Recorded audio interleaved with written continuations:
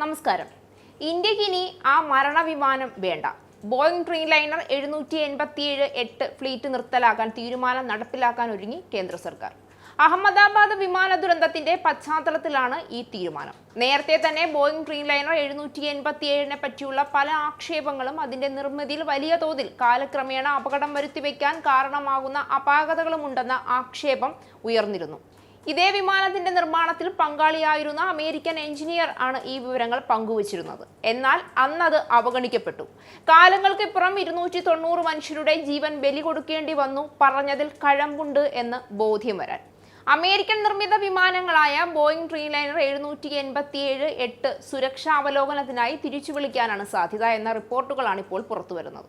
ഇന്ത്യയും US ഏജൻസികളും തമ്മിൽ ഇക്കാര്യത്തിൽ ചർച്ചകൾ നടക്കുന്നുണ്ട് എന്നും വിവരങ്ങൾ പുറത്തുവരുന്നു. അഹമ്മദാബാദ് അപകടത്തെക്കുറിച്ചുള്ള അന്വേഷണത്തിന്റെ അടിസ്ഥാനത്തിലായിരിക്കും അന്തിമ തീരുമാനമെടുക്കുന്നതെന്നാണ് വിവരം. വിമാന അറ്റകുറ്റപ്പണികൾ സംബന്ധിച്ച സ്റ്റാൻഡേർഡ് ഓപ്പറേറ്റിംഗ് നടപടിക്രമങ്ങളെ ചൊല്ലി എയർ ഇന്ത്യയും പരിശോധന നേരിടേണ്ടി വന്നേക്കാം എന്നാണ് സൂചന. ഇന്നലെയാണ് ലണ്ടനിലേക്ക് പോയ എയർ ഇന്ത്യ വിമാനം Boeing Dreamliner 787-8 ഫ്ലീറ്റിന്റെ AI-171 Sardar Vallabhbhai Patel അന്താരാഷ്ട്ര വിമാനത്താവളത്തിൽ നിന്ന് പറന്നുയർന്ന് നിമിഷങ്ങൾക്കുള്ളിൽ തകർന്നു വീണത്.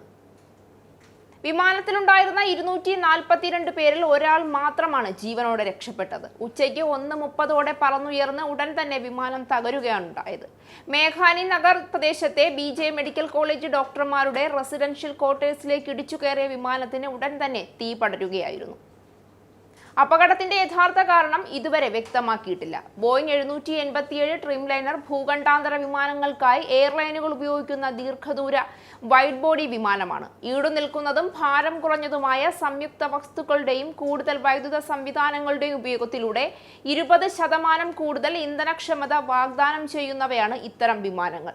ടോക്കിയോ നരിട്ടയിൽ നിന്ന് ഹോങ്കോങ്ങിലേക്ക് പറന്ന ഓൾ നിപ്പോൺ എയർവേസ് വിമാനമാണ് ഈ ശ്രേണിയിലെ ആദ്യത്തെ വിമാനം.